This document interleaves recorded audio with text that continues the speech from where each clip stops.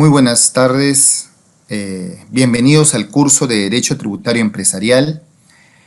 Quiero agradecer a los organizadores de este curso, B-Lawyer, ¿no?, que me han dado la oportunidad de poder presentar e inaugurar este evento. El día de hoy vamos a ver el tema de gastos deducibles relacionados a los trabajadores, con conceptos remunerativos, condiciones de trabajo y liberalidades.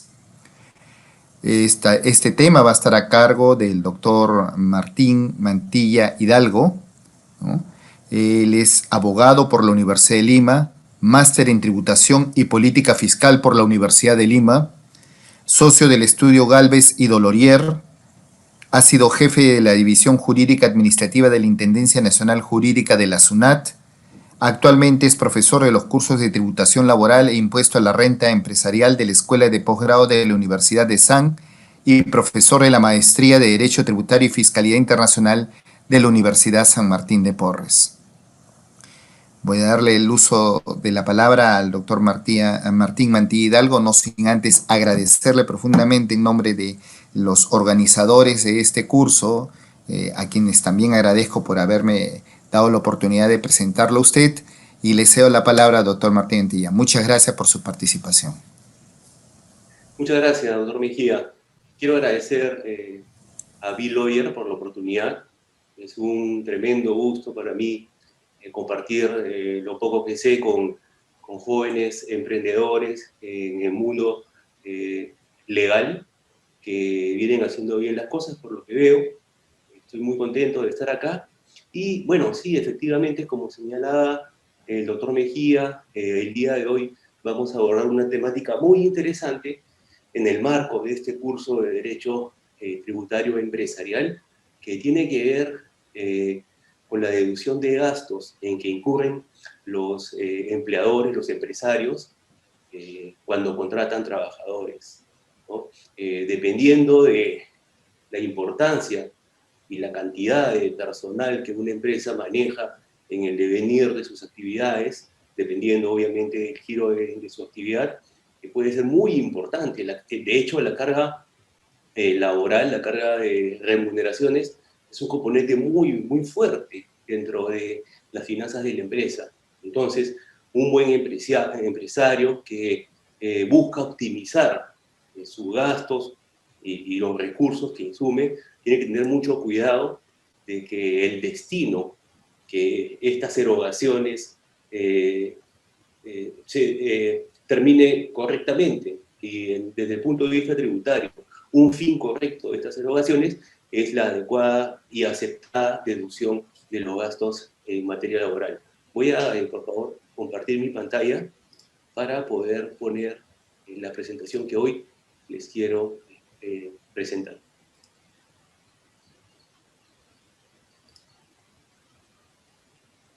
Muy bien, creo que se ve. Si hubiera algún problema, por favor, me informan. Me parece que es correcto, que se ve bien.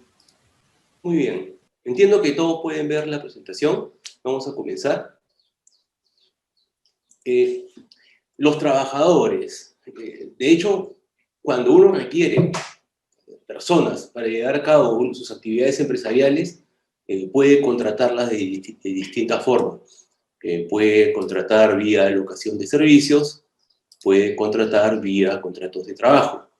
Los gastos relacionados a los trabajadores tienen que ver con el segundo tipo de personas. No es objeto de esta charla hacer una diferenciación entre uno y otros, porque el punto es bien específico, pero sí es bueno de repente dar un pequeño repaso a las disposiciones que se relacionan a los trabajadores. Hagamos una breve referencia a las disposiciones laborales vinculadas al contrato de trabajo, que es aquel en cuya virtud se genera el vínculo que relaciona al empresario con el trabajador. El artículo 5 y 6 de la Ley de Productividad y Competitividad Laboral definen al contrato de trabajo y señalan que para que exista un contrato de trabajo, los servicios deben ser prestados en forma personal y directa, solo por el trabajador como persona natural. Es un contrato individual personalizado. Además, uno de sus componentes más importantes es la remuneración, que es calificada como la totalidad, el íntegro de lo que recibe el trabajador por sus servicios, ya sea en dinero, especie o la forma o el nombre que le quieran dar. Pero un elemento muy importante de esta retribución es que sea de su libre disposición. Y ahora, más adelante, vamos a ver por qué es importante esta noción de libre disponibilidad para fines de la presentación. ¿Qué más dice la Ley de Competitividad y Productividad Laboral? Es que para determinar si existe una relación laboral debe verificarse en los hechos que concurran. Cuando hablo de concurrir, es que deben verificarse todos estos elementos esenciales del contrato de trabajo, que haya una prestación personal de servicios, como ya les comenté, entre una persona natural, que es el trabajador, y el empleador. Debe haber un pago de retribución, de remuneración, que ya también lo conversamos, que viene a ser la totalidad de lo que se percibe por los servicios prestados, y el elemento más importante, debe existir subordinación. Y el artículo 9 de la misma ley que les comento señala que por la subordinación el trabajador presta sus servicios bajo dirección del empleador, el cual tiene tres facultades esenciales. Primero, normar reglamentariamente las labores, y esto lo puede hacer a través de directivas directas o también de repente a través de un manual de organización y funciones, como se prevé en los textos de recursos humanos. Además, el empleador tiene la facultad, en virtud de la subordinación, de dictar órdenes necesarias para la ejecución de los servicios del trabajador. Y finalmente, tiene la facultad de sancionar disciplinariamente cualquier infracción o incumplimiento de las obligaciones a cargo del trabajador. Entonces, un poco ya en esta breve reseña de aspectos laborales, entendemos de qué se trata esta relación entre empleador y trabajador. Vamos a ver ahora, antes de entrar al detalle específico de los pagos que se efectúan a los trabajadores, ya desde el punto de vista tributario, saliendo de lo laboral, los criterios básicos que se deben tener en cuenta para la deducibilidad de los gastos para efectos del impuesto a la renta. Y es fundamental hablar de partida del principio de causalidad, aquel que se encuentra previsto en el artículo 37 de la Ley del Impuesto a la Renta, y que señala que para determinar la renta neta empresarial son deducibles aquellos gastos que resulten necesarios para la generación de rentas grabadas o para el mantenimiento de la fuente generadora de dichas rentas. Así las cosas, el principio de causalidad permite la deducción de gastos que guarden relación causal con la generación de rentas o con la fuente, en la medida que el gasto no se encuentre limitado y prohibido por la norma tributaria. En pocas palabras, es válido todo gasto relacionado a la actividad del negocio, salvo que exista una prohibición legal expresa. Vale agregar también que cuando el artículo 37 habla del principio de causalidad y de los gastos deducibles para fines de la renta neta empresarial, detalla una relación de gastos que no es taxativa, porque pueden haber otros gastos que cumplan con el principio de causalidad. La doctrina nos dice que los gastos necesarios para obtener renta o mantener la fuente productora se originan en disposiciones patrimoniales que realiza el contribuyente, en este caso el empleador, con la intención de lograr rentas. Estos gastos tienen una naturaleza muy determinada y consisten en general en retribuciones a los diversos factores de la producción que ha sido menester emplear para obtener el resultado final que se revela bajo la forma del hecho imponible. He resaltado en este párrafo doctrinario el término o la frase con la intención, porque el principio de causalidad debe ser entendido como valga la redundancia, una intención en el sentido de que los gastos que se realicen para generar rentas no necesariamente van a generarlas, porque hay una serie de gastos que el empresario puede llevar a cabo, puede ejecutar con la finalidad de conseguir un resultado y por distintas razones puede que no los obtenga.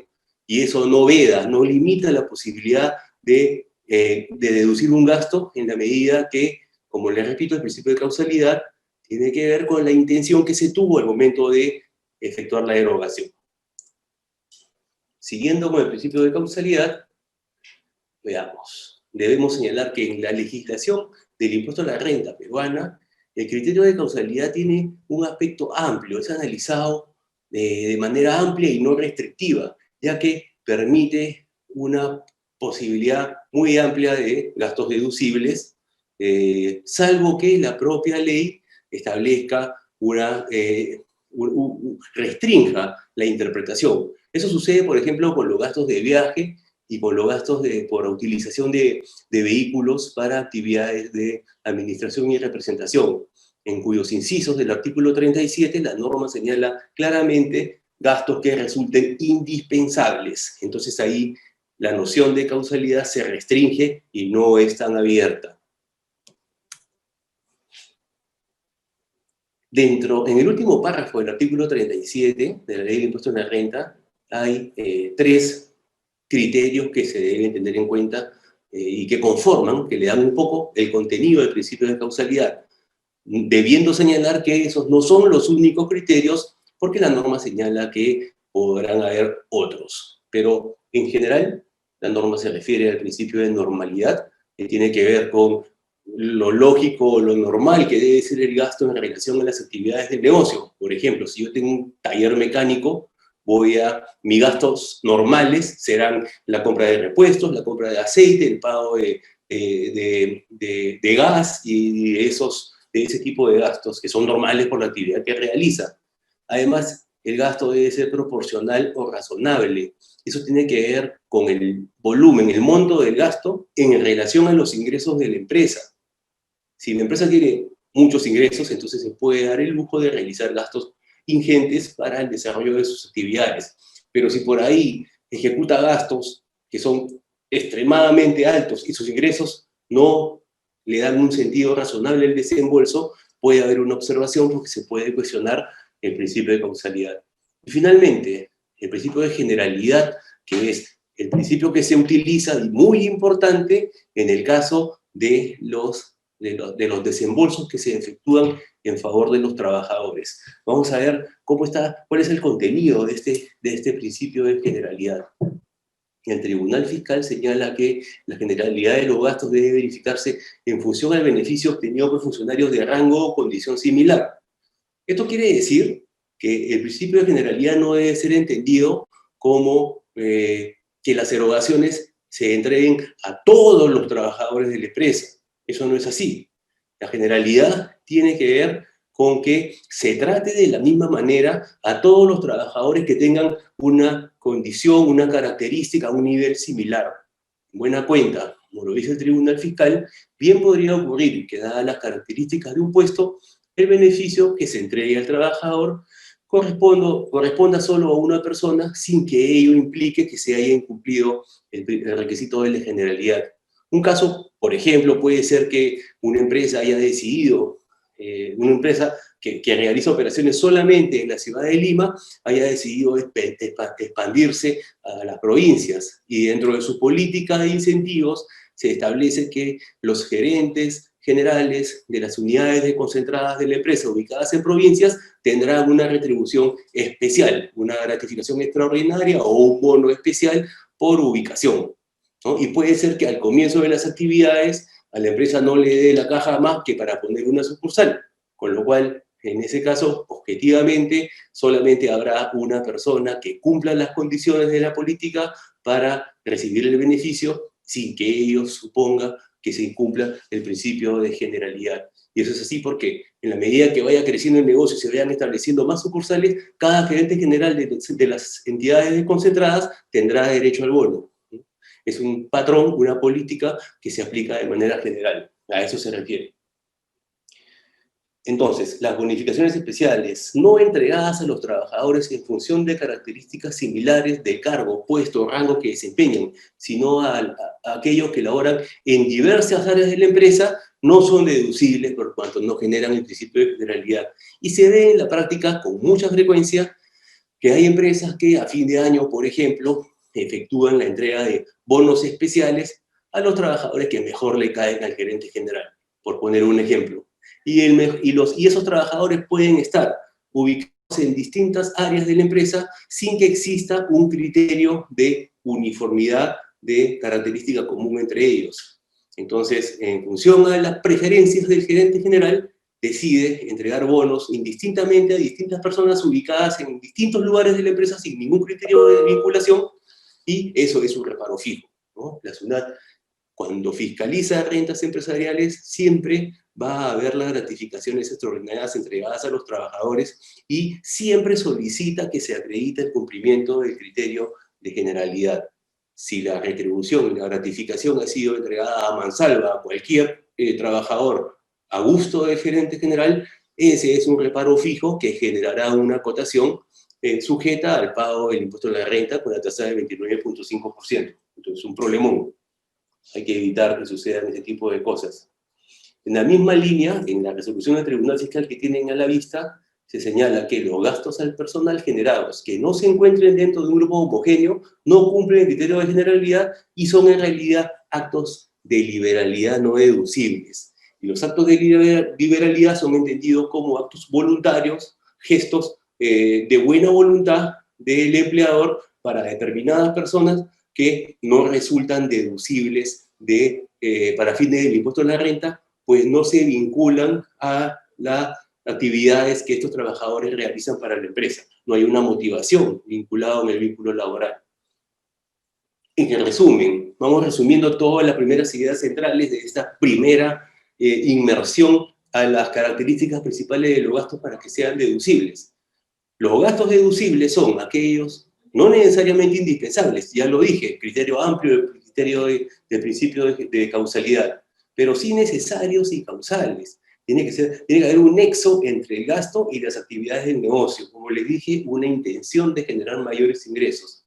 Además, para que sea deducible el gasto, no deben encontrarse prohibidos. Las prohibiciones a la deducción de gastos se encuentran expresamente detalladas en el artículo 44 de la Ley del Impuesto a la Renta. Además, el gasto para que sea deducible debe estar debidamente acreditado con comprobante de pago u otros documentos según corresponda. Cabe resaltar en este punto que no necesariamente todos los gastos se sustentan con comprobante de pago. Por ejemplo, en el caso que nos convoca hoy día, las planillas de los trabajadores se sustentan con los planes y los pagos bancarizados y las actividades que los trabajadores realizan, más no con comprobantes de pago, porque no corresponden ese tipo de gastos de sustentar la erogación con un comprobante de pago. Además, los gastos para que sean deducibles tienen que cumplir los criterios de normalidad, proporcionalidad, generalidad, de los que ya hablamos. Y pueden ser limitados o ilimitados. Las remuneraciones, las gratificaciones extraordinarias no tienen un límite, solamente el principio de razonabilidad en función de los ingresos de la empresa, pero no está limitado necesariamente, como sí pueden ser, por ejemplo, los gastos de actividades, de gastos educativos o de actividades recreativas, que sí tienen un tope en la ley del impuesto a la renta. Por otro lado, ¿me permiten? El gasto no será deducible si no cumple con el principio de causalidad, evidentemente, si el gasto está prohibido en el artículo 44 y si se trata de un gasto no fehaciente, que es una definición muy interesante, según la cual no se pueden reconocer gastos de actividades que no se han realizado. Con frecuencia se incorporan a personas, por ejemplo, en las planillas de la empresa, que en realidad no realizan ninguna actividad dentro de ella, sino que puede tratarse de los familiares, de los accionistas, de los gerentes, que simplemente están puestos ahí para que reciban una remuneración, un beneficio, pero que no retribuye el trabajo personal. Si eso se llegara a comprobar, entonces el gasto no será deducible. Y hay miles de casos más de fehaciencia, pero no vinculados a los gastos de los trabajadores, con los trabajadores.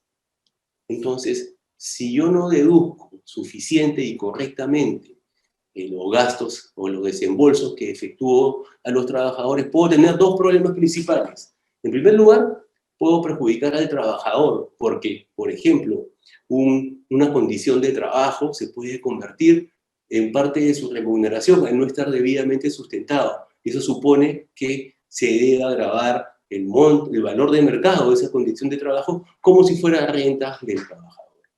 Y más grave aún, en el caso de la empresa que tiene una planilla gigante de trabajadores, es que si no se sustenta debidamente el gasto destinado a los trabajadores, Entonces el gasto será reparado, tendrá que adicionarse y gravarse con el 29.5%.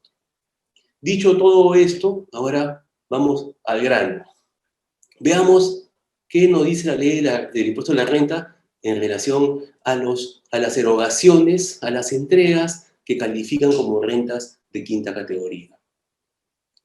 En primer lugar, la definición de renta de quinta categoría está en el inciso A del artículo 34 de la ley del impuesto a la renta.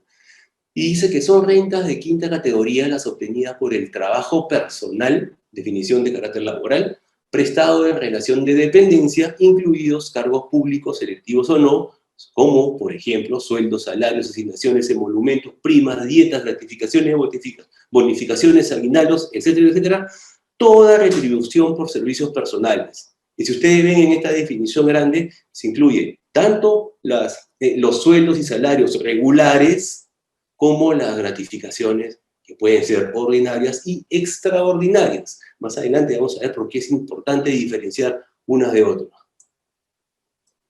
No se consideran como rentas de quinta categoría las cantidades que el trabajador percibe por asuntos del servicio en lugar distinto al de su residencia habitual, tales como gasto de viaje, viáticos, etc., y otros gastos exigidos por la naturaleza de sus labores, siempre que no constituyan sumas que por su monto revelen el propósito de evadir el impuesto. Esto es una definición que hace la ley del impuesto a la renta, que se relaciona al concepto de condición de trabajo, que se detalla en las normas laborales y que también tiene un desarrollo en la jurisprudencia del Tribunal Fiscal que vamos a ver a continuación.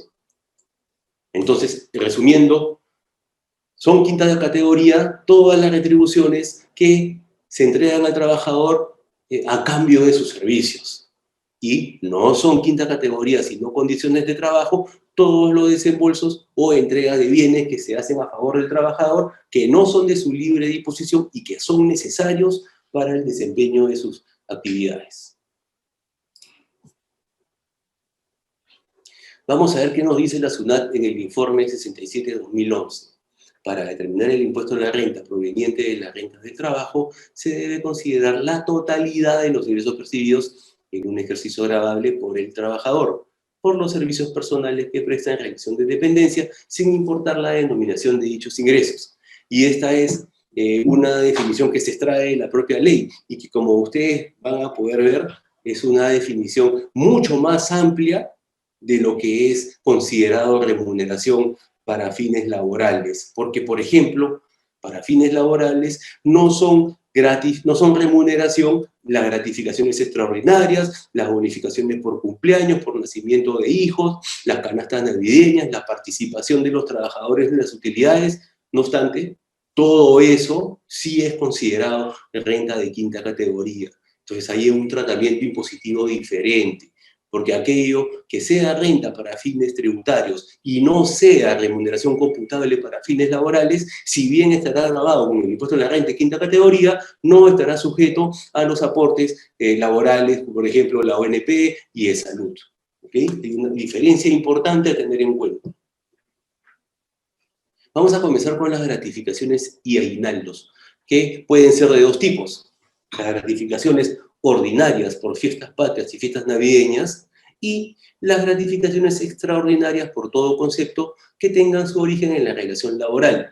En principio, las gratificaciones ordinarias son renta de quinta categoría y además son remuneración computable para fines laborales. No obstante, hace unos años hubo una disposición que exoneró temporalmente fines laborales a estas gratificaciones ordinarias. Y para fines tributarios, siempre las gratificaciones extraordinarias serán renta de quinta categoría en tanto se originen en la relación laboral. La resolución del Tribunal Fiscal 7843-2010 se refiere al inciso L del artículo 37 de la Ley del Impuesto a la Renta y señala que las gratificaciones extraordinarias, a diferencia de las ordinarias, dispuestas por imperio de la ley o por convenio de trabajadores, sí deben corresponder al vínculo laboral existente. Si bien deben corresponder al vínculo laboral, responde a un acto de liberalidad del empleador. por lo que es indiferente la intención de la persona que las otorga, no debiendo tener una motivación determinada.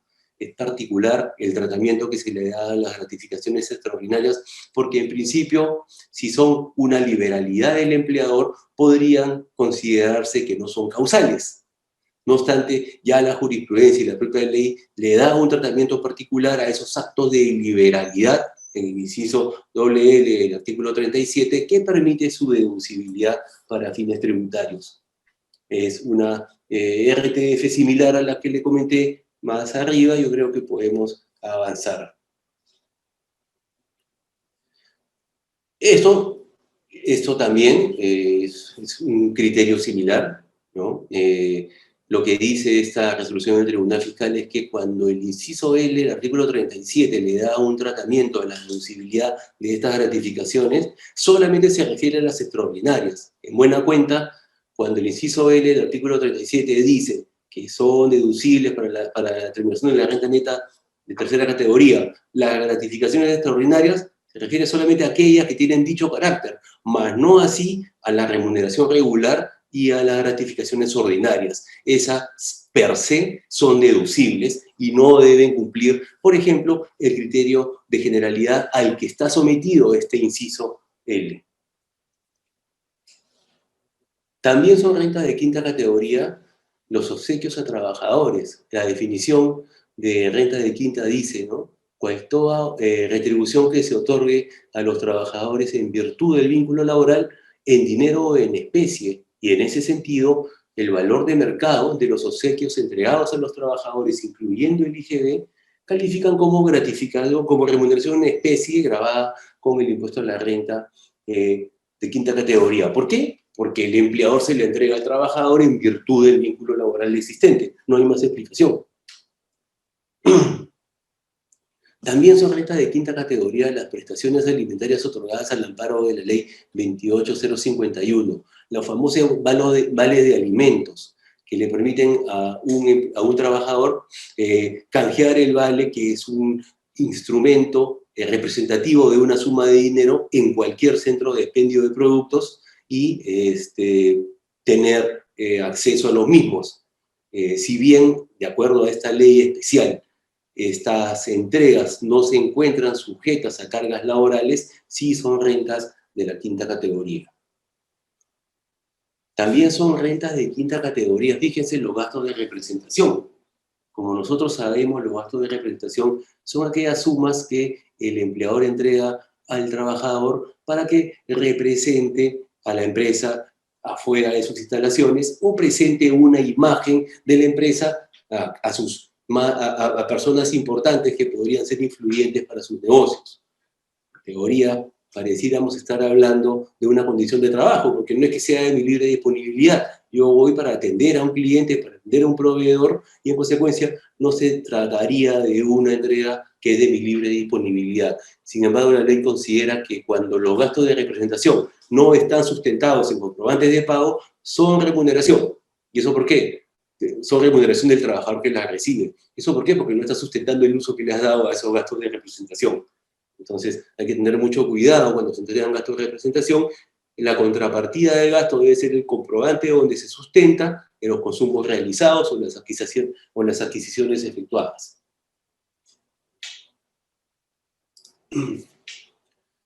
También son renta de quinta categoría la participación de los trabajadores en las utilidades, ¿no? Como le dije, este criterio, esta figura no está grabada de acuerdo a las normas laborales, pero sí por la ley del impuesto a la renta.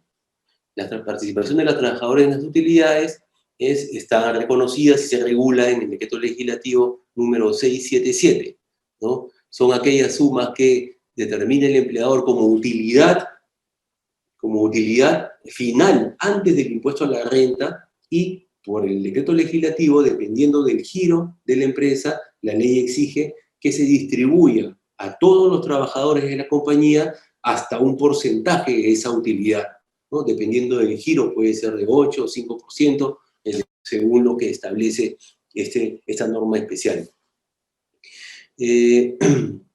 Como les dije, no es remuneración para fines laborales, y en consecuencia el empleador no tiene por qué pagar ninguna prestación laboral al entregarla.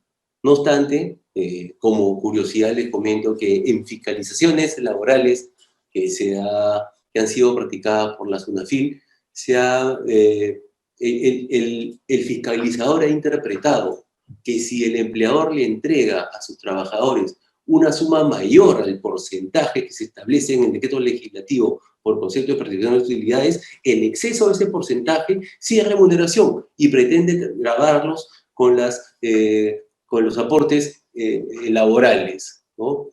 Sin tener en cuenta que en realidad los porcentajes que establece el decreto legislativo 677 son porcentajes mínimos, lo cual habilita al empleador en función a los buenos resultados que tuvo y eventualmente a su don de gentes a entregar sumas mayores a dichos porcentajes. La norma prevé unos porcentajes que garantizan la participación de los trabajadores en utilidades, pero son porcentajes mínimos, topes mínimos. Para arriba se puede ir, y eso no desnaturaliza su naturaleza de participación de trabajadores en las utilidades.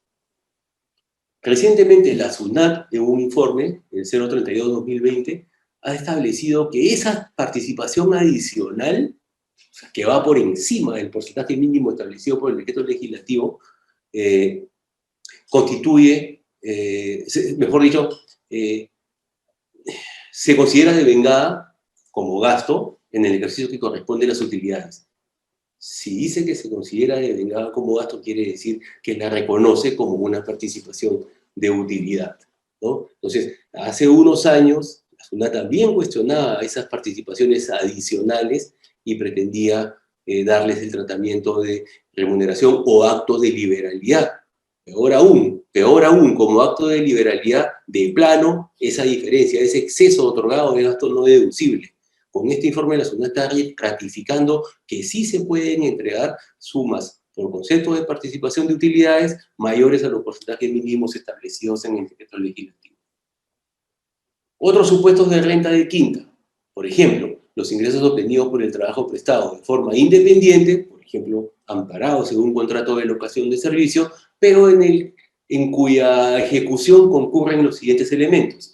El servicio es prestado en el lugar y horario designado por el usuario proporciona los elementos de trabajo y el usuario asume los gastos. Los famosos cuarta-quinta, ¿no? Los cuales tienen, de acuerdo a la ley del impuesto a la renta, un tratamiento particular que los obliga a tributar como si fueran trabajadores para fines del impuesto a la renta, nada más, ¿no? La norma del impuesto a la renta no se mete en los temas de los aportes laborales. Entonces, para la ley, estos cuarta-quinta deben tributar como trabajadores sujetos al impuesto a la renta de quinta categoría.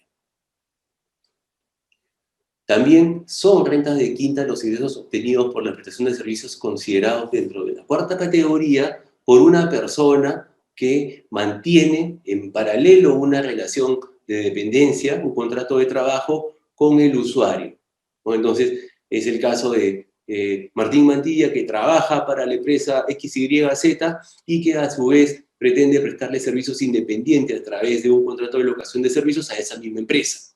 La norma establece una presunción y dice que en ese caso las dos retribuciones se considerarán como de quinta categoría, con excepción de las dietas de directorio. Entonces, uno puede estar en la planilla de la empresa y ser director de la misma. En ese único caso, las dietas que reciba por su función de director no se asimilarán a la renta de quinta categoría que percibe como retribución por estar en planilla de la empresa. Ok. También son rentas de quinta categoría el valor de mercado de las remuneraciones. Se ve con frecuencia que los accionistas de las empresas se incorporan en la planilla de estas para percibir una retribución. El accionista, por principio, tiene derecho a las utilidades que se generen en la compañía en la medida que las tenga a fin de año. Hay algunos que dicen, vamos adelantando algunos beneficios, me voy a meter en la planilla para cobrar una retribución. Y lo mismo piensa de su hijo, de su primo, de su esposa, y a todos los mete en la planilla. Lo que dice la ley del impuesto a la renta es que hay un límite para la deducción de esas retribuciones.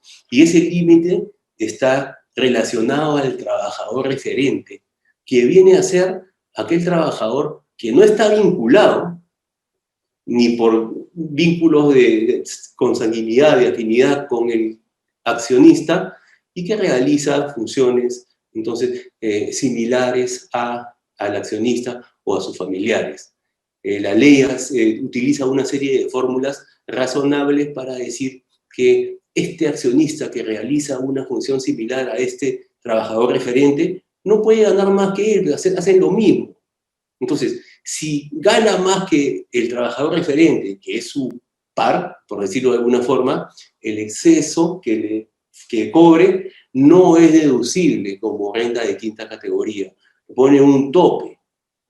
Y ese tope tiene es de carácter anual.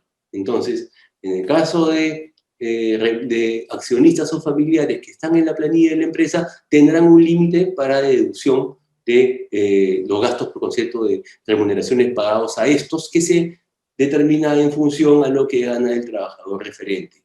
El exceso no es deducible. Y también son rentas de quinta categoría las vacaciones, pero hay que tener en cuenta lo siguiente, ¿no? El concepto de vacaciones tiene tres acepciones, tres conceptos inmersos. El primero de ellos es el descanso físico como tal, ¿no? Que no genera que yo perciba una retribución, es una manifestación, es un hecho concreto que en realidad califica como un beneficio social. Sin embargo, esas vacaciones también también tienen una expresión en una remuneración, porque yo el mes que no trabajo, disfruto de un descanso físico, pero además me pagan.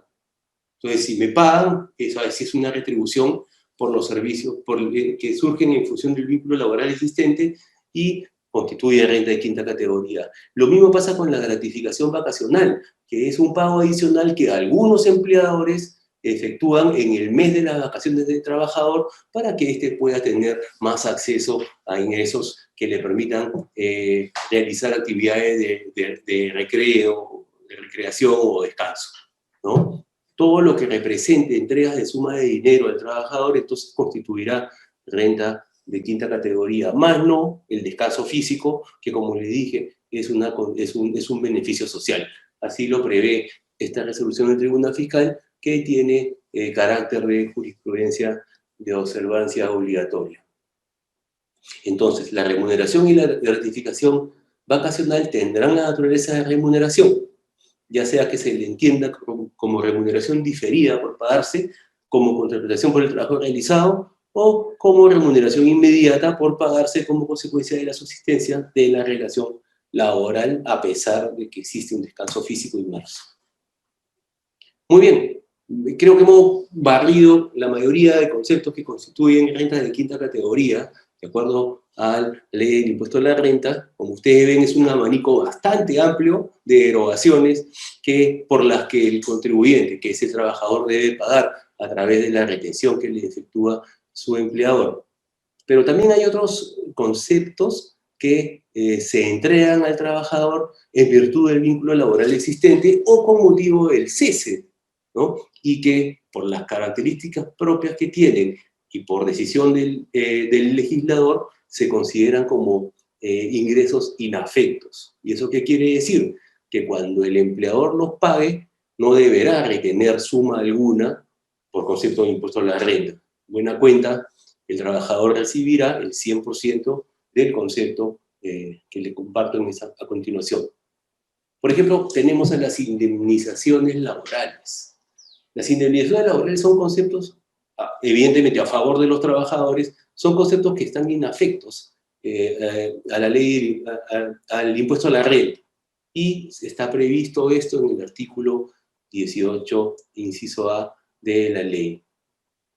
Dice que todas las indemnizaciones previstas en las disposiciones laborales vigentes son ingresos inafectos. Y hay muchas. Por ejemplo, las indemnizaciones por despido arbitrario, las indemnizaciones por vacaciones no gozadas, entre otras, ¿no? Todo eso que esté previsto en la ley como concepto indemnizatorio a favor de un trabajador, en la ley laboral, no constituye ingreso inafecto. Pero además, el artículo 18, inciso A, incorpora dentro de este rubro inafecto a algunas figuras que están previstas en las leyes laborales y que no tienen concepto indemnizatorio, sino que se generan a partir del acuerdo entre el trabajador y el empleador.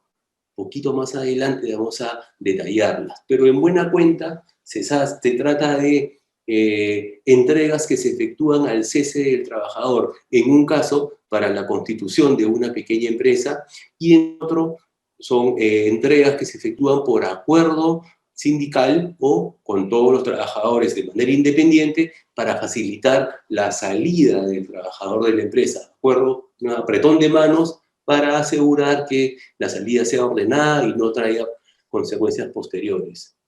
En cualquier caso, la inafectación alcanza el monto equivalente al que hubiera correspondido pagarle al trabajador si lo votaba injustificadamente. ¿Ok?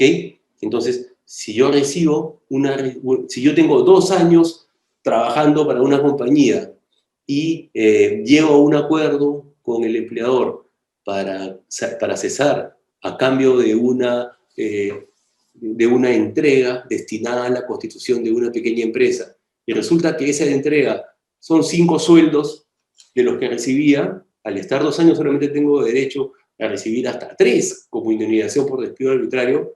En consecuencia, esos 2 adicionales que me están entregando serán renta afecta. ¿Ok?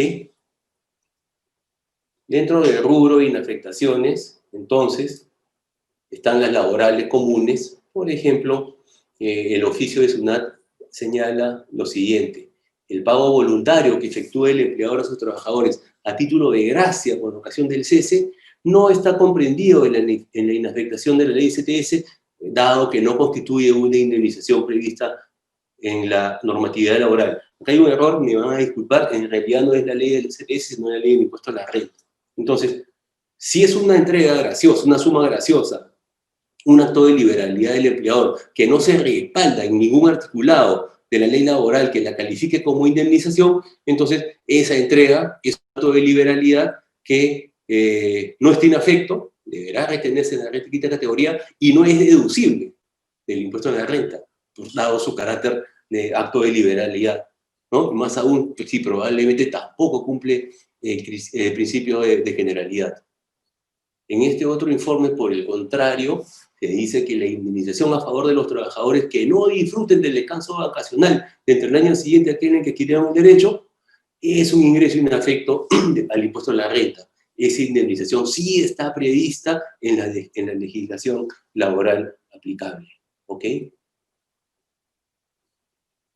Por su parte, el informe 062-2020, muy reciente, dice que el pago de la indemnización laboral establecida en el artículo 34 de la Ley de Productividad y Competitividad Laboral, el pago de la indemnización por despido arbitrario, sí constituye gasto deducible para la determinación del impuesto de la renta de tercera categoría. Fíjese lo que dice la SUNAT en este interesante informe que cambia un montón de criterios anteriores. La SUNAT considera que el pago de la referida indemnización forma parte del cumplimiento del ordenamiento laboral al que están obligados los contribuyentes como empleadores, por lo que es un gasto que resulta de sus actividades generadoras de renta y cumple con el principio de generalidad.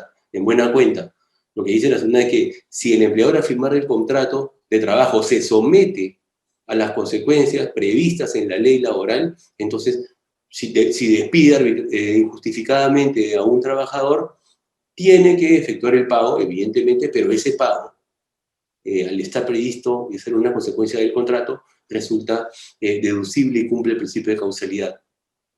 Ojalá que pronto la SUNAT emita otro informe similar en donde diga, por ejemplo, que la indemnización de penalidades por incumplimiento contractual de empresas, de contribuyentes, en base a actos realizados por estos, son deducibles, porque ya se ha señalado en varios informes que cuando la indemnización se genera por actos realizados por el que obligaba al pago de la misma, entonces no cumple con el principio de causalidad, porque esa infracción, ese error cometido que genera el pago de la indemnización no está vinculado a la generación de renta o al mantenimiento de la fuente productora. siguiendo la línea de esta interpretación prevista en este informe, podríamos llegar a una consecuencia análoga en el marco de una relación empresarial, comercial, entre dos empresas. Aquí está el incentivo del que les comentaba, ¿no? Incentivo para construir una nueva empresa prevista en el artículo 47 del tubo del decreto legislativo 728. Como les dije, hay una negociación y un acuerdo que puede ser colectivo o individual, donde se acuerda el cese del trabajador a cambio de un monto que sirva para que éste pueda constituir una pequeña empresa. Si el acuerdo consta en el documento donde se cita la base legal pertinente y el destino de la gratificación o de la entrega, mejor dicho, entonces esa erogación, ese gasto, será deducible para la empresa. Y como les dije, es un concepto inafecto para el trabajador. Del mismo modo, en el caso de ceses colectivos, está el inciso B del artículo 48 de la Ley de Productividad y Competitividad Laboral, y que normalmente se da cuando la empresa ya está en mala posición y quiere terminar despedir trabajadores o terminar el vínculo con ellos sin generarse contingencias futuras y llegando a un buen arreglo que le permita seguir adelante en lo que le queda o terminar bien sus actividades. Entonces la empresa con el sindicato o con cada trabajador o su representante pueden entablar negociaciones para acordar las condiciones de la terminación de los contratos o las medidas que puedan adoptarse para evitar o limitar el cese de personal, ¿no? En este mismo marco legal, no solamente se puede acordar el cese del trabajador a cambio de una retribución, sino también se puede acordar la reducción de beneficios a los trabajadores con cargo a que la empresa siga operando. Ya es una decisión que deben tomar las partes, pero la retribución a la que se refiere la ley del impuesto a la renta es aquella relacionada a la terminación del contrato de trabajo.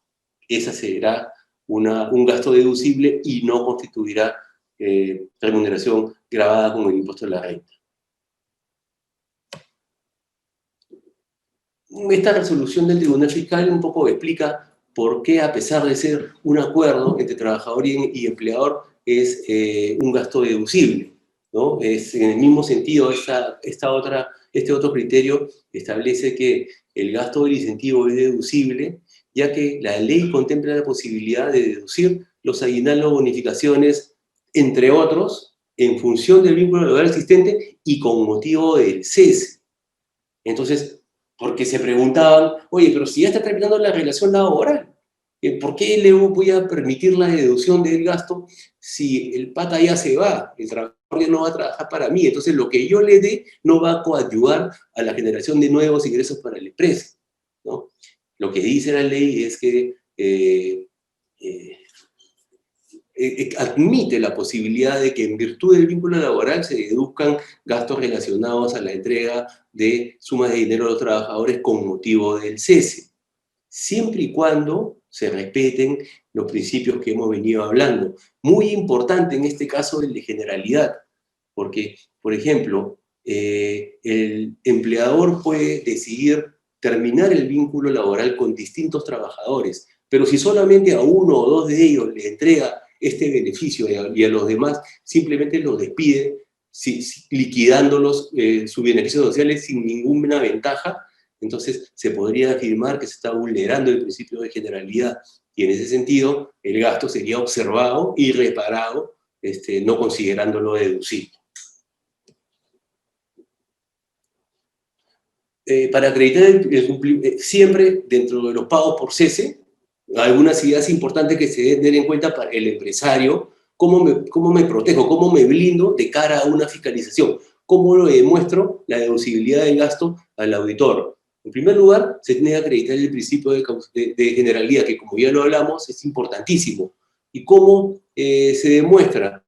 Acreditando que el beneficio ha alcanzado a todos los trabajadores que decidieron acogerse al programa de retiro voluntario. En ese sentido, además, se deben guardar pues, los acuerdos, las autorizaciones y los documentos firmados donde consten los acuerdos. ¿Eso por qué? Porque en el procedimiento tributario las únicas pruebas que se pueden actuar son los documentos, las pericias y las inspecciones. En consecuencia, si estos acuerdos no constan en papel y no están firmados por el beneficiario, entonces no puede acreditarse debidamente que se llegó efectivamente al acuerdo que señala el contribuyente. Además, los gastos deberán ser registrados en el PLAME y otros registros contables que permitan verificar que indubitablemente el beneficio fue otorgado a los trabajadores. Adicionalmente, si la suma supera los 3.500 soles, como todos ustedes saben, deberá cumplirse con la bancarización del gasto, porque el incumplimiento de esa sola obligación hace que el gasto se pierda. Estos gastos, por sus características, se pueden deducir en el ejercicio fiscal a que corresponden y se entiende que corresponden al ejercicio en que se llega al acuerdo de cese de actividades, ¿no? Pero la norma efectúa una extensión del plazo y dice que si bien este gasto corresponde al ejercicio 2020, por ejemplo, será deducible en tanto sea pagado hasta antes de la presentación de la declaración jurada anual del impuesto de la renta del ejercicio de 2020, que en buena cuenta se presenta entre los meses de marzo y abril. Entonces hay unos 3 o 4 meses más para cumplir con el pago y considerar gasto deducible de 2020. Pero, sin embargo, si eso no se cumple, si nos pasamos del plazo, entonces el gasto será deducible en el ejercicio 2021, a pesar de que esté provisionado en el ejercicio 2020, en virtud de la 48ª disposición transitoria de la ley del impuesto de la renta. Entonces acá el criterio que prevalece para la deducción del pago, del gasto, perdón, es el pago efectivo. Y el pago se puede hacer entregando el dinero, entregando el cheque o poniendo a disposición los fondos a favor del trabajador, quedando en la voluntad solo del trabajador si accede o no a ellos. Eso es importante tener en cuenta. Vamos a hablar ahora rápidamente de las condiciones de trabajo y otras entregas que no califican como renta de quinta. Las condiciones de trabajo son, se entiende como condición de trabajo a los bienes o pagos que entrega el empleador y que son indispensables para viabilizar el desarrollo de la actividad laboral en la empresa, siempre y cuando no constituyan un beneficio o una ventaja patrimonial para el trabajador. En buena cuenta, por ejemplo, ahí vemos el casquito del minero. Un trabajador minero va a recibir una serie de bienes para poder realizar con seguridad sus actividades, uniformes, cascos, guantes, correas de protección, entre otras cosas. Todo eso, evidentemente, es estrictamente necesario para realizar su actividad y en ninguna manera podría entenderse como una ventaja patrimonial, porque no lo puede vender, es para la actividad. Ese es un claro ejemplo, por ejemplo, de una condición de trabajo. ¿Cuáles son los requisitos para que una entrega de bienes o dinero califique como condición de trabajo? En primer lugar, que debe ser indispensable para el cabal desempeño de las funciones. Ya vimos el ejemplo del minero. No deben ser de libre disposición del trabajador. No deben constituir un beneficio o una ventaja patrimonial para el trabajador. Por ejemplo, una suma de dinero podría entenderse que es de libre disposición del trabajador. Y la forma de rebatir esa presunción es si el trabajador demuestra que la suma de dinero ha sido empleada para adquirir el mecanismo que requería para prestar sus servicios. Si no lo hace, se entenderá que eso es un concepto remunerativo y no una condición de trabajo. Finalmente, debe observarse el criterio de razonabilidad en relación con el monto entregado. No debe ser, pues, un monto exagerado porque se pierde el criterio de razonabilidad o proporcionalidad que hablamos al comienzo. Y eso puede generar que se desconozca el gasto. Un ejemplo que establece esta RTF muy ilustrativo e interesante es el de trabajadores que tenían que quedarse a pernoctar en la empresa, una empresa productiva, para seguir generando. No podía detenerse la actividad. En ese caso, la empresa sustentó el reparo argumentando de que por la naturaleza de las actividades, los trabajadores debían quedarse y entonces era necesario que la empresa les proveyera de los alimentos que estos requerían tomar para continuar normalmente con las actividades, lo cual es absolutamente razonable. No hay lugar a dudas que eso constituiría, que esa entrega de alimentos no es un concepto remunerativo, sino más bien una condición de trabajo, porque es indispensable para que el servicio sea prestado. No obstante, en este caso, fíjense, el Tribunal Fiscal mantuvo el reparo, ya que la empresa no presentó pruebas, como por ejemplo el registro de entrada y salida del personal durante el horario extraordinario, que acrediten que efectivamente los refrigerios fueron otorgados fuera del horario normal de labores. Qué importante entonces es la acreditación documentaria de los hechos que yo invoco a efectos de sustentar la deducibilidad de los gastos. Ese es un caso muy interesante que, si bien conceptualmente se tenían la razón, al momento de presentar las pruebas, ellas no te sostenían, ¿no? Y otro caso muy interesante también es el de los trabajadores que trabajan, que vienen, que son contratados desde afuera y vienen a trabajar al país, ¿no? Lo que dice el Tribunal Fiscal es que los gastos que demande el vivir en determinada localidad a un trabajador son erogaciones que provienen de consideraciones personales ajenas a la actividad grabada y que forman parte de los costos que demande el aceptar la oferta de trabajo.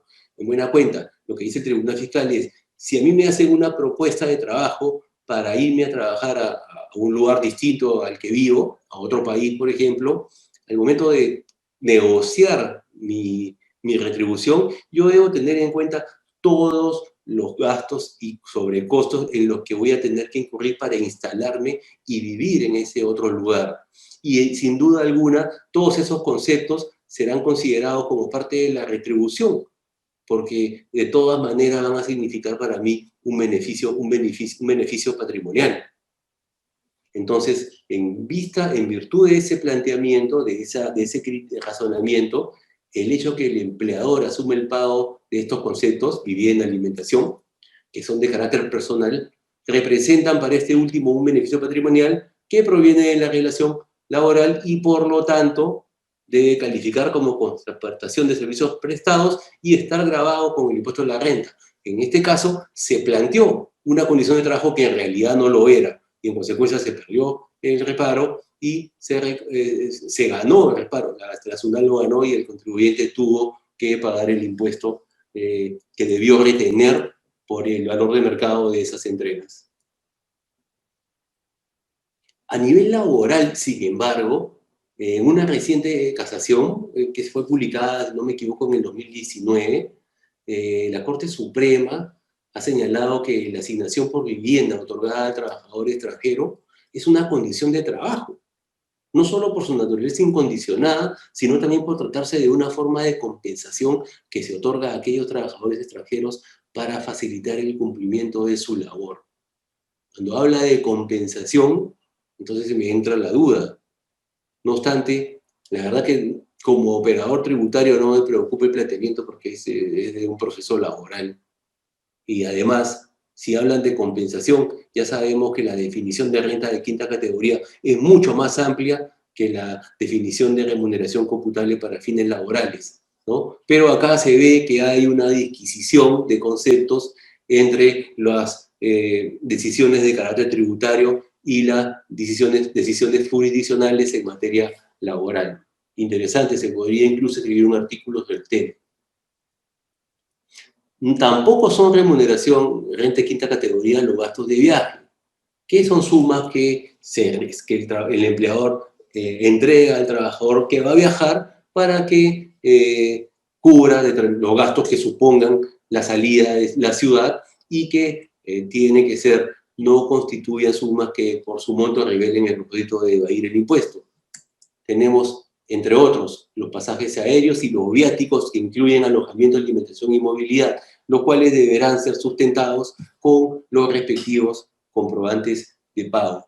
Fíjense que en el caso de viajes internacionales, la ley del impuesto a la renta permite que los viáticos por concepto de alimentación y movilidad se sustenten con una declaración jurada.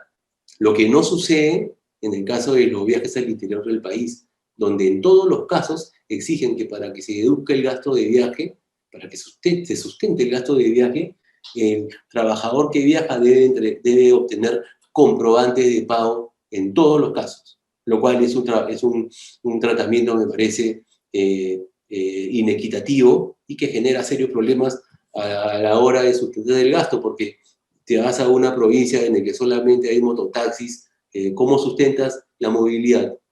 Difícil, ¿no?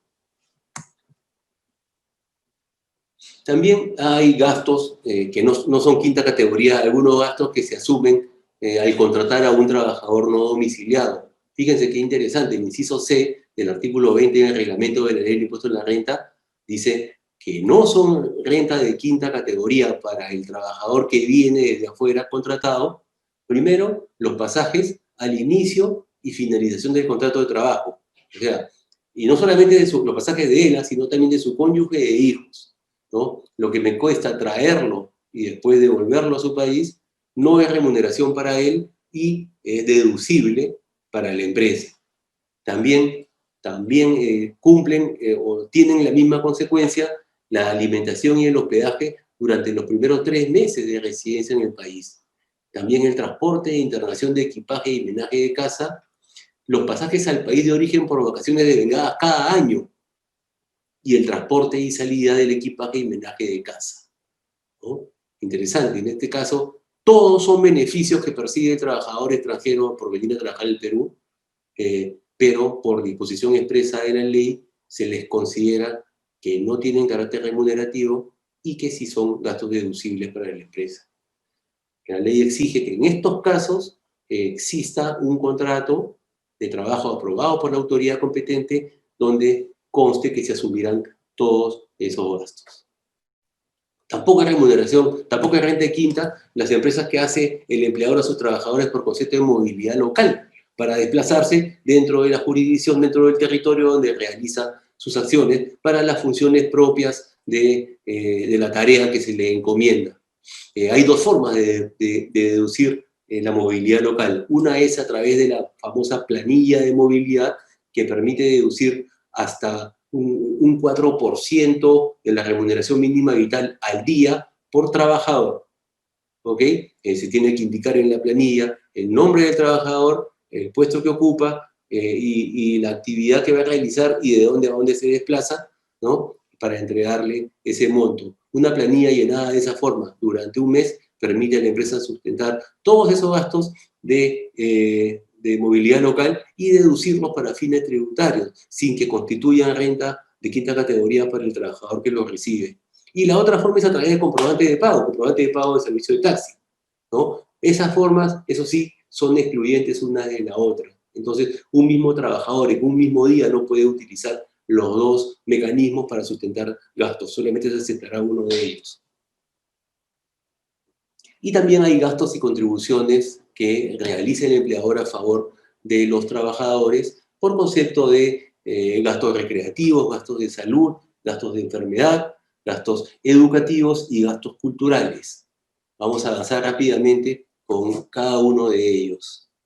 Esta es una noción general, evidentemente fundamental para poder deducir estos gastos. El empresario debe tener en cuenta el criterio de generalidad, ¿no? El último párrafo del artículo 37 se refiere específicamente a este inciso doble L para señalar que si no se cumple el principio de generalidad, entonces el gasto no es deducible y podrá constituir renta de quinta categoría.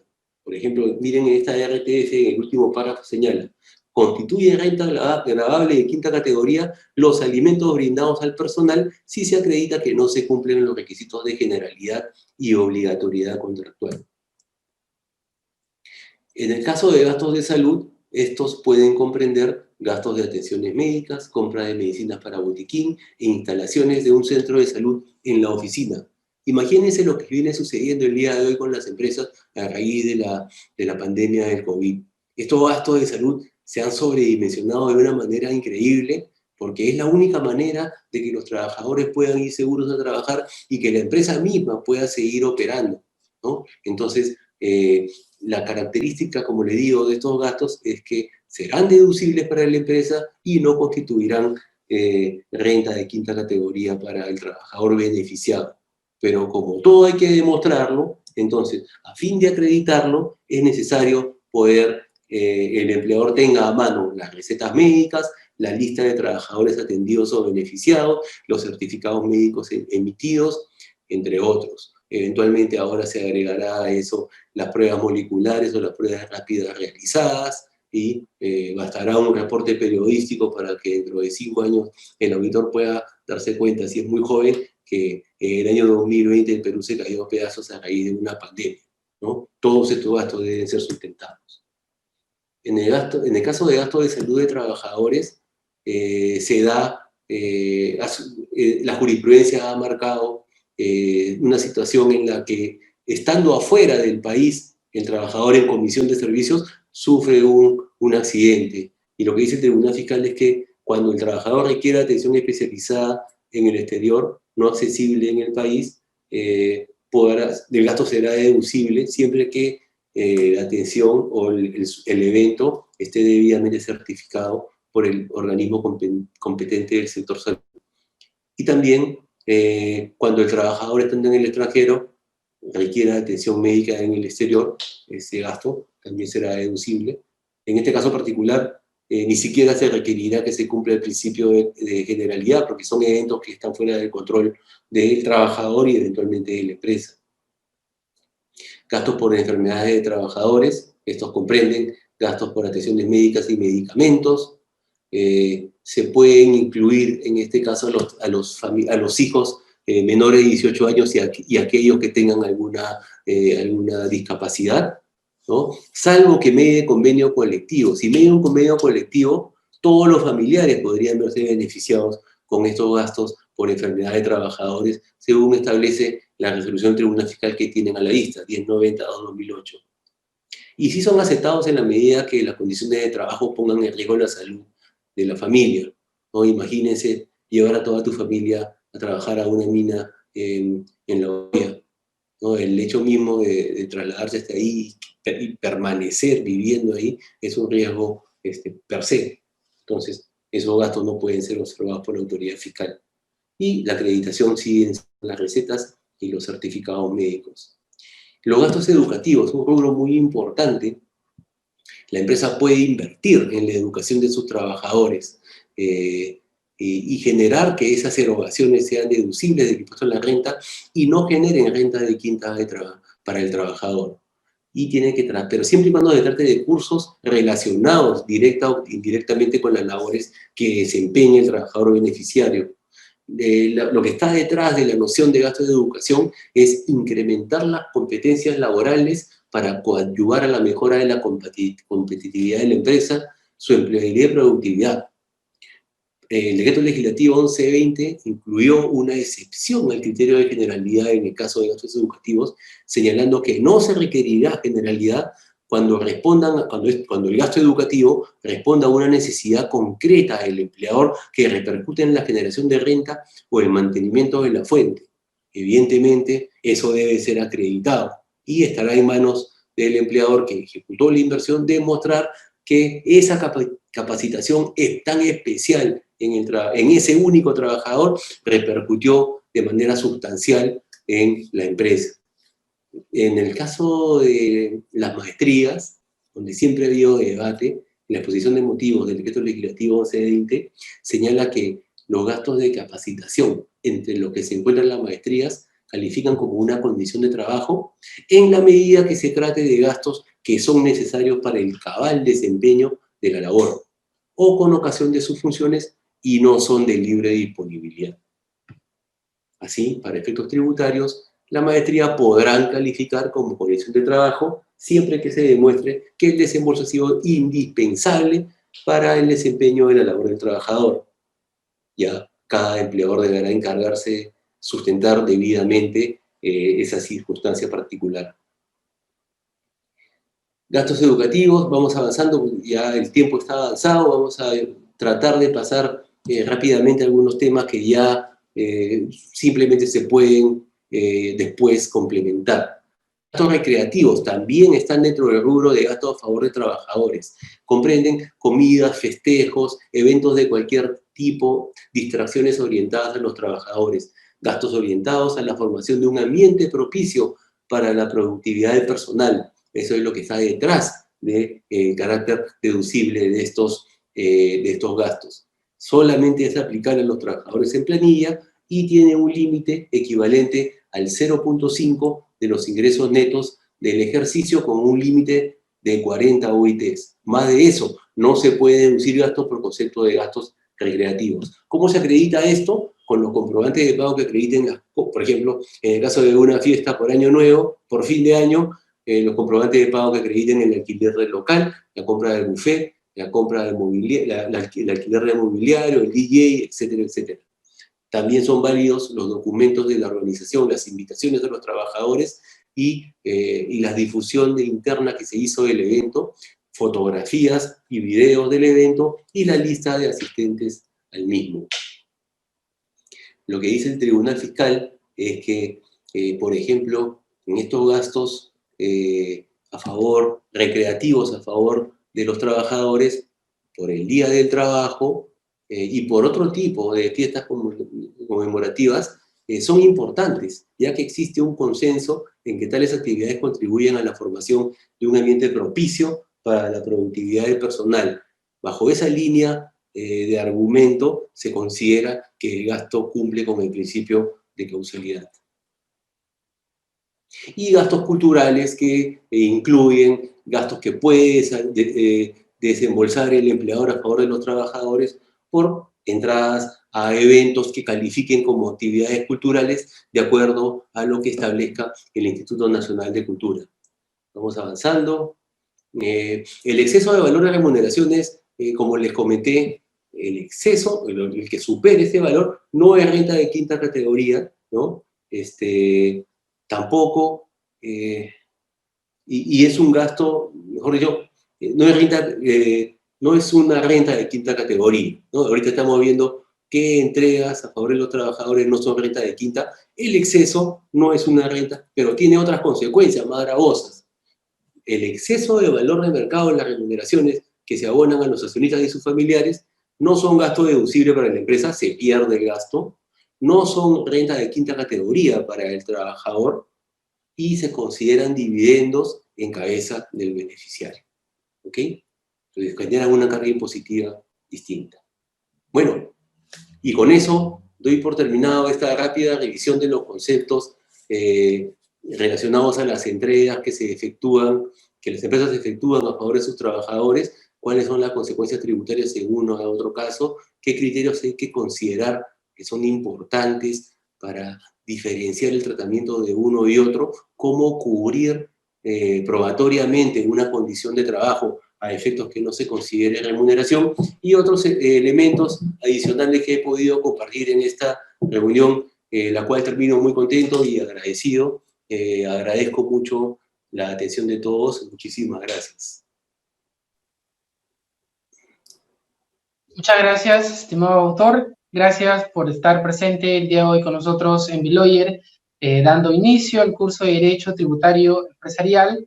Doctor, tenemos algunas preguntas de los participantes. No sé si podemos proceder a... Claro, encantado. Muchas gracias, doctor. La primera pregunta es por parte de Matías Gallo.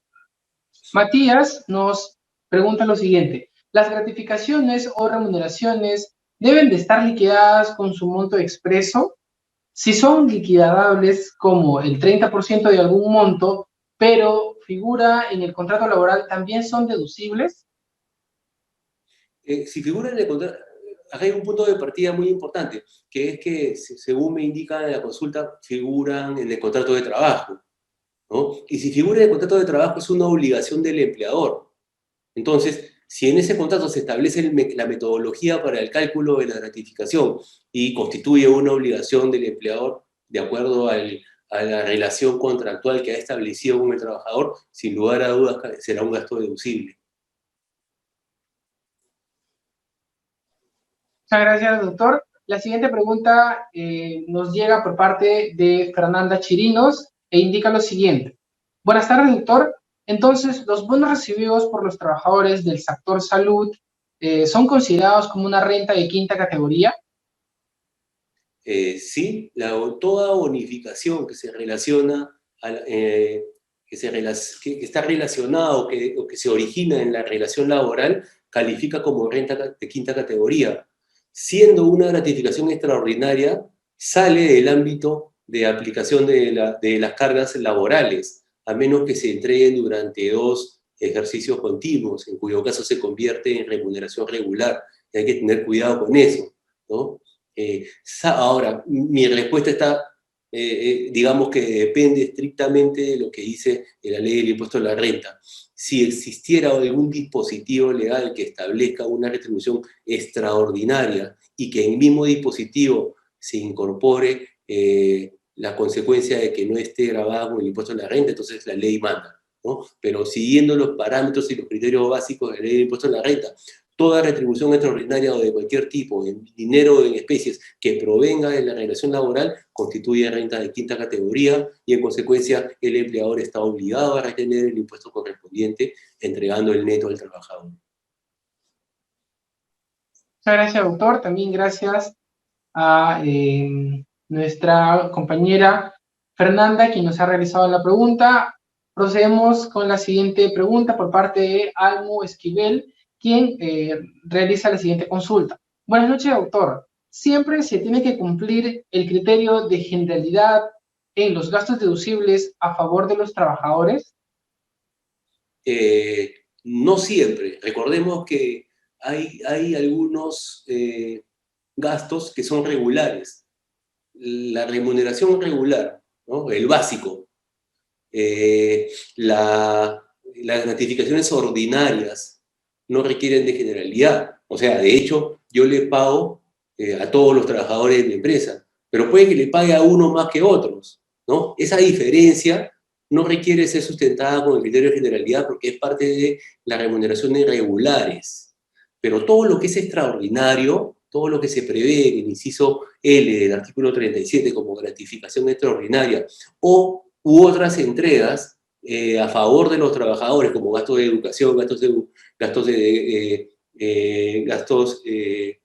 salud, entre otros, sí requieren necesariamente de la aplicación o del criterio, el cumplimiento del criterio de generalidad, que como les dije en las diapositivas anteriores, no supone necesariamente que se otorgue a la totalidad de trabajadores, sino a un grupo identificado que cumpla o que tenga un criterio, jerarquía o posición específicos. Muchas gracias, doctor. Bien, también gracias a nuestro alumno Almo Esquivel por su pregunta.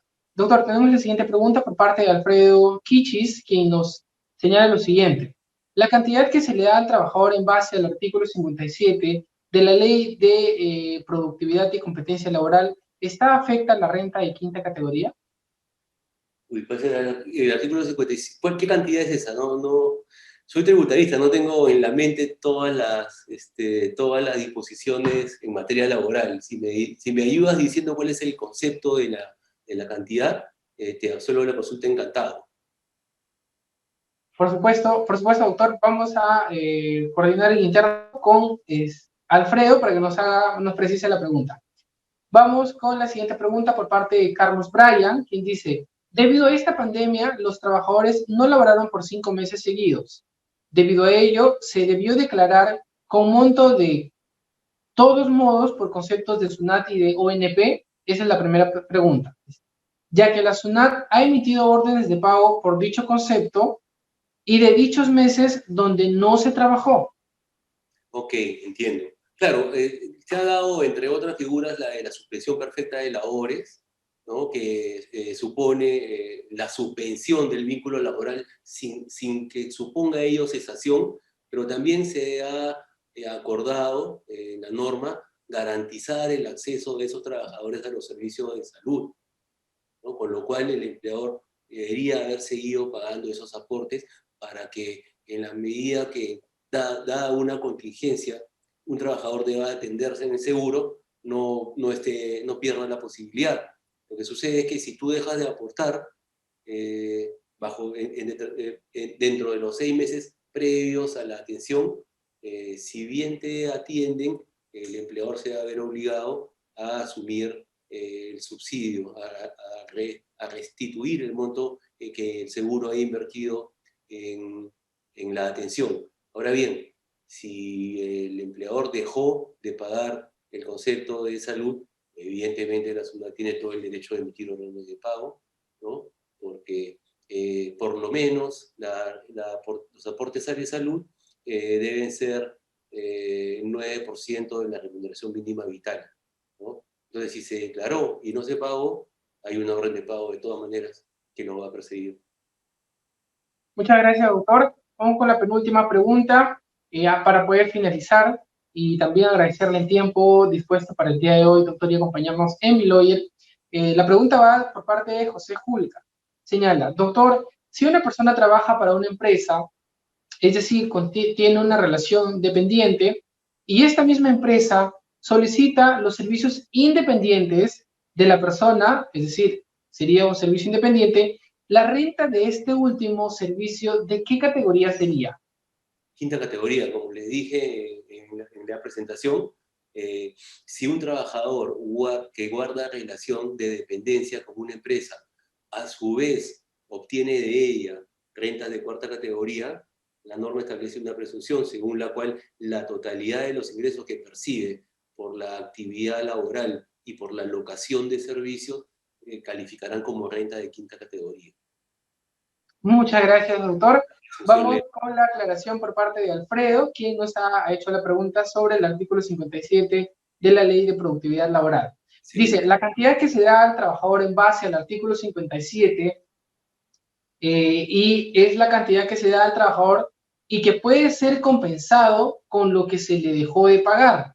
Eso es lo que señala el artículo 57. Dice, ¿esta afecta a la renta de quinta categoría? La gratificación, esa es la gratificación compensable, ¿no?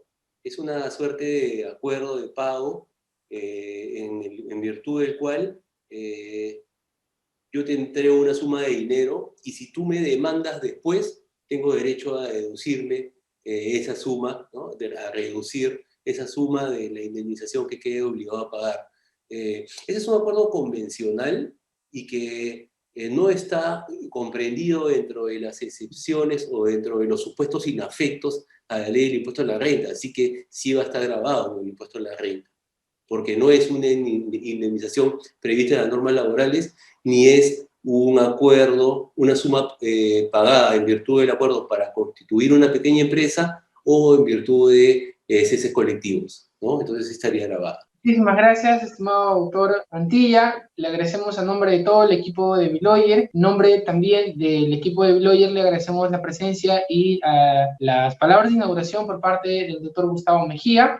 A todos los asistentes les recordamos que la próxima semana tenemos la segunda sesión que estará a cargo del doctor Javier Ollarse Cruz con el tema de aspectos tributarios vinculados al comercio exterior. Nuevamente, doctor, le agradecemos la presencia. Ha sido gratísimo poder escucharlo y aprender de sus consejos y de la práctica laboral que usted ejerce. Muchas gracias a todos por estar presentes y nos vemos hasta otra oportunidad. Gracias, doctor.